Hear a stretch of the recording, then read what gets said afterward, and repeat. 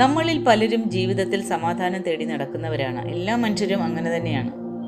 പണം, ബന്ധങ്ങൾ, ബഹുമാനം എല്ലാം ഉണ്ടായിട്ടും ഉള്ളിൽ ഒരു ശൂന്യത തോന്നുന്നവർ നിറയെ പേരുണ്ട് അല്ലേ? ഇപ്പോൾ ഇത് കേട്ടുകൊണ്ടിരിക്കുന്ന ആരെങ്കിലും ഒരാളെങ്കിലും അങ്ങനെ ഫീൽ ചെയ്യുന്നവരുണ്ടാവും. അപ്പോൾ അത് കാരണം നമ്മൾ പുറത്തേക്ക് മാത്രം നോക്കുന്നു, അകത്തേക്ക് നോക്കാൻ മറക്കുന്നു എന്നതാണ് അതിൻ്റെ അർത്ഥം. നിങ്ങൾ ഇപ്പോൾ ഏതെങ്കിലും ഒരു വിഷയത്തിൽ ഒരു സങ്കടാവസ്ഥ അനുഭവിക്കുന്നുണ്ടെങ്കിൽ അത് നിങ്ങളുടെ ഉള്ളിലേക്ക് നോക്കുന്നില്ല. അതായത് ആ അനുഭവം എങ്ങനെയാണ് എൻ്റെ ജീവിതത്തിലേക്ക് വന്നത് എന്നുള്ള ആ ഒരു കാരണം തേടുന്നില്ല. അത് വന്നു എന്ന് മാത്രമാണ് നിങ്ങൾ ചിന്തിക്കുന്നത്. നമ്മൾ അകത്തേക്കാണ് നോക്കേണ്ടത്. അകത്തേക്ക് തിരിഞ്ഞു നോക്കുന്ന ഒരു വാതിലാണ് ധ്യാനം എന്ന് പറയുന്നത്. ഏതെങ്കിലും നമ്മൾക്ക് ഫേസ് ചെയ്യാൻ പറ്റാത്ത ഏതെങ്കിലും ഒരു പ്രശ്നം നമ്മളെ അലട്ടുന്നുണ്ടെങ്കിൽ കുറച്ച് നേരം ഒന്ന്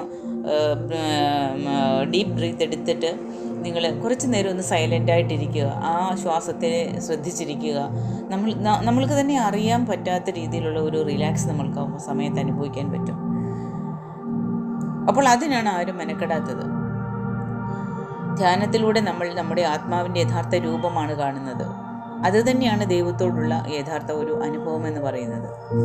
ധ്യാനം തുടങ്ങുമ്പോൾ ആദ്യം സംഭവിക്കുന്ന കാര്യം മനസ്സിൻ്റെ ശബ്ദം മാഞ്ഞു പോകുന്നതാണ്. മനസ്സിനൊരു ശാന്തത ഉണ്ടാകും. നമ്മുടെ ചിന്തകൾ, ആഗ്രഹങ്ങൾ, ഭയങ്ങൾ എല്ലാം ശാന്തമായി താഴേക്ക് പതിക്കുന്നു. അപ്പോൾ മനസ്സിൻ്റെ തിരമാലകൾ ആ ഒരു സമാധാനത്തിലേക്ക് ലയിക്കുകയാണ്. ഒരു തടാകം പോലെ, അത് വെള്ളം അലയുണ്ടാകുമ്പോൾ ആ ഒരു പ്രതിഫലനം നമ്മൾക്ക് കാണാനാകില്ല.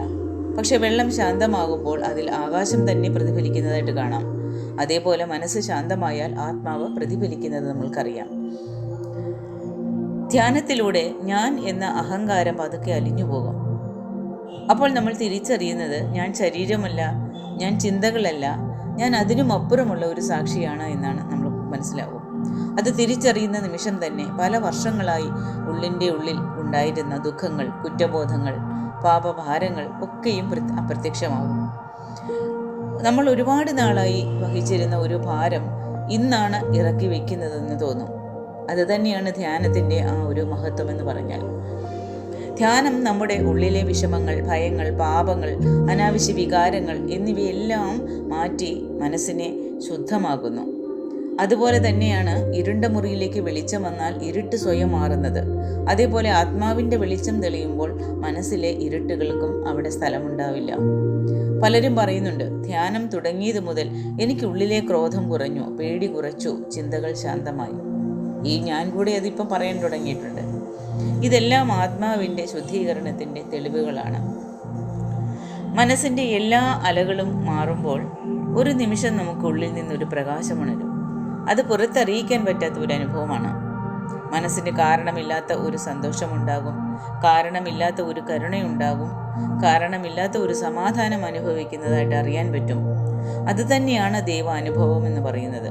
അന്ന് നമുക്ക് തോന്നും, ദൈവം എങ്ങുമല്ല എന്ന് ഞാൻ ഇത്രയും നാളും വിചാരിച്ചിരുന്നു, എങ്ങോ ആയിരുന്നെന്ന്.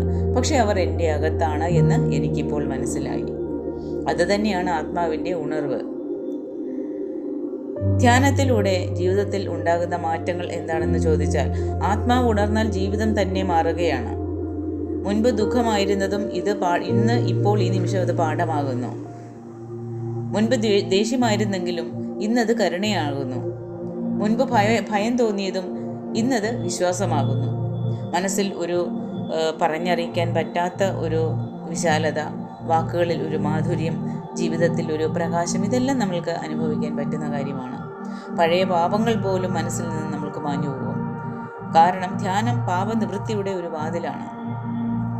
ധ്യാനം ചെയ്താൽ നമ്മൾക്ക് പുറത്തുള്ള ലോകം, അതായത് നമ്മൾ എവിടെ ജീവിക്കുന്നു ആ ചുറ്റുപാടുകളോ അല്ലെങ്കിൽ നമ്മുടെ ഒപ്പമുള്ളവരെ ഒന്നും നമ്മൾക്ക് ഉപേക്ഷിച്ച് എങ്ങോട്ടും പോകേണ്ട ആവശ്യമില്ല.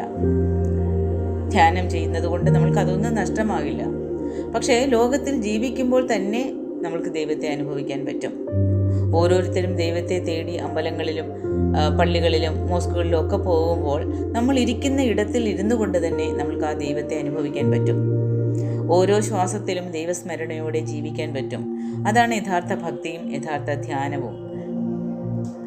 ഇന്നത്തെ കാലങ്ങളിലെല്ലാം ഒരു അമ്പലങ്ങളിൽ പോയാലോ അല്ലെങ്കിൽ ഒരു പള്ളിയിൽ പോയാലോ മോസ്കിൽ പോയാലോ അവിടെ കുറച്ച് നേരം ഒന്ന് കണ്ണടച്ചൊന്നിരിക്കും. ആർക്കോ പഴി പോർക്കുന്ന മാതിരി അവിടെ ഇരുന്നിട്ട് പിന്നീട് പരിചയമുള്ളവരെ കണ്ട് കുശലാന്വേഷണങ്ങൾ നടത്താനും പരാതികൾ പറയാനുമുള്ള ഒരു സ്ഥലമായിട്ട് മാറുകയാണ് പിന്നെ അവിടെ.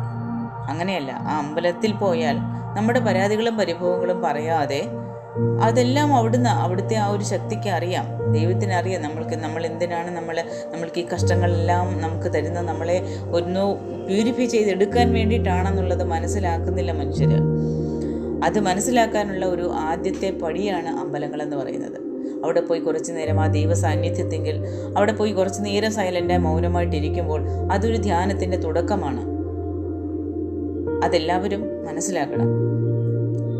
പുസ്തകങ്ങൾ പറയുന്നത് കേട്ട് മാത്രമല്ല, സ്വയം അനുഭവിച്ചാൽ മാത്രമേ അത് യാഥാർത്ഥ്യമാകൂ. ഇപ്പോൾ ധ്യാനത്തെപ്പറ്റി ഒരാൾ പറയുന്നത് കേട്ടിട്ടോ അല്ലെങ്കിൽ അതിനെപ്പറ്റിയുള്ള ഒരു പുസ്തകം വായിച്ചിട്ടോ നമ്മൾക്ക് അനുഭവിക്കാൻ പറ്റില്ല. അത് വായിച്ചു പോയി നമ്മളത് കടന്നു പോകും. അതല്ല, അത് നമ്മുടെ ഒരു നല്ല വിഷയം നമ്മൾ അറിഞ്ഞത് നമ്മുടെ ജീവിതത്തിലേക്ക് പകർത്തുമ്പോൾ മാത്രമാണ് നമ്മൾക്ക് അതിൻ്റെ ഫലം അനുഭവിക്കാൻ പറ്റുന്നത്. ഏതോ 1-2 ദിവസത്തേക്ക് അല്ലെങ്കിൽ ഒരു മാസത്തേക്കോ ഒന്നും എടുത്താൽ കിട്ടുന്ന ഒരു കാര്യമല്ല ധ്യാനാനുഭവങ്ങളെന്ന് പറഞ്ഞാൽ. അത് വർഷങ്ങളുടെ പരിശീലനം വേണം. അത് ഒരുപാട് നാളത്തെ പരിശ്രമം കൊണ്ട് മാത്രമേ നമ്മുടെ മനസ്സിനെ നമുക്ക് നിയന്ത്രിക്കാൻ പറ്റുകയുള്ളൂ, നമ്മുടെ കൺട്രോളിൽ കൊണ്ടുവരാൻ പറ്റുകയുള്ളൂ. അപ്പോൾ അങ്ങനെ സമയം ചെലവഴിക്കാതെ എനിക്കൊന്നും സാധിക്കുന്നില്ല, ധ്യാനം വെറുതെയാണ്, ധ്യാനത്തിലൂടെ എനിക്കൊന്നും സാധിക്കുന്നില്ല എന്ന് പറയുന്നവർ അതാണ് മനസ്സിലാക്കേണ്ടത്.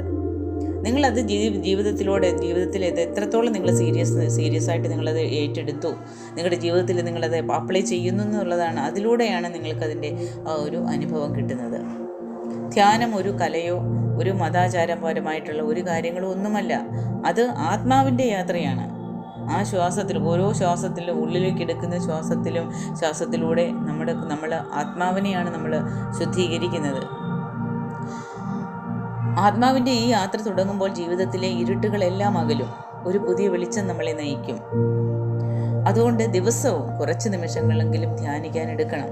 മനസ്സിനെ അടക്കി ആത്മാവിനോട് സംസാരിക്കണം. അപ്പോൾ നിങ്ങൾ തിരിച്ചറിയും, ഞാനല്ല ധ്യാനം ചെയ്യുന്നവൻ, ദൈവം തന്നെയാണ് എൻ്റെ ഉള്ളിൽ ധ്യാനം ചെയ്തുകൊണ്ടിരിക്കുന്നതെന്ന്. അകത്തുള്ള ദൈവത്തെ ഉണർത്തുവാൻ വേണ്ടി ധ്യാനം ചെയ്യണം. ജീവിതം ഒരു ദൈവാനുഭവമാകുന്നത് അപ്പോൾ മാത്രമാണ് നമ്മൾക്കറിയാൻ പറ്റുന്നത്. ധ്യാനത്തിലൂടെ നമ്മൾക്ക് ഡോക്ടർമാർ എഴുതി തള്ളുന്ന ഓരോ ശാരീരിക അസുഖങ്ങൾ പോലും മാറ്റാൻ പറ്റുന്ന കഴിവാണ് ഓരോ ധ്യാനത്തിനുമുള്ളത്. നിങ്ങൾ ഇന്നത്തെ കാലത്ത് ഈ പരിഹാരം തേടി എവിടെയൊക്കെ പോകുന്നു, ആ പരിഹാരങ്ങൾക്ക് പകരം കുറച്ച് സമയം നിങ്ങൾ ഈ ഓടിപ്പാഞ്ഞ് ദൂരം പോകുന്ന ആ സമയങ്ങളും ആ സന്ദർഭങ്ങളും അതിൻ്റെ ഒരു കാൽഭാഗം പോലും വേണ്ട, നിങ്ങൾ ഇരിപ്പിടത്തിലിരുന്ന് നിങ്ങൾ ആ ശ്വാസത്തെ ഒന്ന് ശ്രദ്ധിച്ച് തുടങ്ങുന്നത്. അവിടെ തുടങ്ങട്ടെ നിങ്ങളുടെ ധ്യാനത്തിലേക്കുള്ള ഒരു പരിശീലനം. ആ പരിശീലനം ചെയ്ത് കഴിയുമ്പോൾ നമ്മൾക്ക് സ്ഥിരമായിട്ടൊരു സ്ഥലം വേണമെന്നോ ഒന്നുമില്ല. നമ്മൾ ഒരു ജോലി ചെയ്തുകൊണ്ടിരുന്നാൽ ആ ജോലി ചെയ്യുന്ന സമയത്ത് പോലും നമ്മൾക്ക് ധ്യാനമെടുക്കാം. ആ ശ്വാസത്തെ നമ്മൾക്ക് ശ്രദ്ധിക്കാം. ഓരോ ശ്വാസം അകത്തോട്ട് പോകുന്നതും പുറത്തോട്ട് പോകുന്നതും ശ്രദ്ധിക്കുന്നതേ ഒരു ധ്യാനമാണ്. ഓരോ ജോലി ചെയ്യുന്ന സമയത്തും യാത്ര ചെയ്യുന്ന സമയങ്ങളിലാണെങ്കിൽ പോലും ആ ശ്വാസത്തെ ശ്രദ്ധിച്ചു കഴിഞ്ഞാൽ അതൊരു ധ്യാനമാണ്. അതിലൂടെ നിങ്ങൾ ആരംഭിക്കുക നിങ്ങളുടെ ധ്യാനത്തിലേക്കുള്ള ഒരു തുടക്കം. പിന്നീട് വീട്ടിൽ കുറച്ച് നേരം സമയം ചെലവഴിച്ച് തനിയെ ഇരുന്ന് ഒരു ധ്യാനത്തിലായിട്ട് നിങ്ങളൊരു സ്ഥലം തിരഞ്ഞെടുത്തിട്ടുണ്ടെങ്കിൽ സ്ഥിരമായിട്ട് കുറേ നാളത്തേക്ക് ഒരേ സ്ഥലം തന്നെ തിരഞ്ഞെടുക്കാൻ ശ്രമിക്കുക. അപ്പോൾ ആ വൈബ്രേഷൻ നിങ്ങളെ അതിന് ഹെൽപ്പ് ചെയ്യും. ഒരേ ഇടത്തിൽ പതിവായിട്ട് നിങ്ങൾ ആ ധ്യാനത്തിൽ ഇരുന്ന് കഴിയുമ്പോൾ ആ ചുറ്റുവട്ടമുള്ള ആ അന്തരീക്ഷത്തിലുള്ള ആ ഒരു വൈബ്രേഷൻ നിങ്ങളെ അതിന് തൂണ്ടും. ഇന്നൊരിടത്തിരുന്നു അല്ലെങ്കിൽ നാളെ വേറൊരിടത്തുനിന്നു അങ്ങനെയല്ല, സ്ഥിരമായിട്ട് ഒരിടത്തിരുന്ന് നിങ്ങൾ ധ്യാനം ചെയ്ത് അങ്ങനെ ഒരു ധ്യാനാനുഭവത്തിലേക്ക് വരിക. പിന്നീട് നിങ്ങൾ ആ ശ്വാസത്തെ ശ്രദ്ധിച്ച് നിങ്ങളുടെ മനസ്സിനെ ശാന്തമാക്കി ചിന്തകളെ നിയന്ത്രിക്കാൻ പഠിച്ചു കഴിഞ്ഞാൽ നിങ്ങൾ ഒരു യാത്ര ചെയ്യുമ്പോഴോ അല്ലെങ്കിൽ ഏത് ആൾക്കൂട്ടത്തിനിടയിൽ ഇരുന്നാൽ പോലും നിങ്ങൾക്ക് ആ ധ്യാനം എടുക്കാൻ പറ്റും. അപ്പോൾ എല്ലാവരും ധ്യാനമെടുക്കുക. ജീവിതത്തിൽ ധ്യാനത്തിൻ്റെ ആ ഒരു മഹത്വം എന്താണെന്ന് അനുഭവിച്ചറിയുക എല്ലാവരും. നന്ദി, നമസ്കാരം. അടുത്ത വീഡിയോയിൽ കാണാം.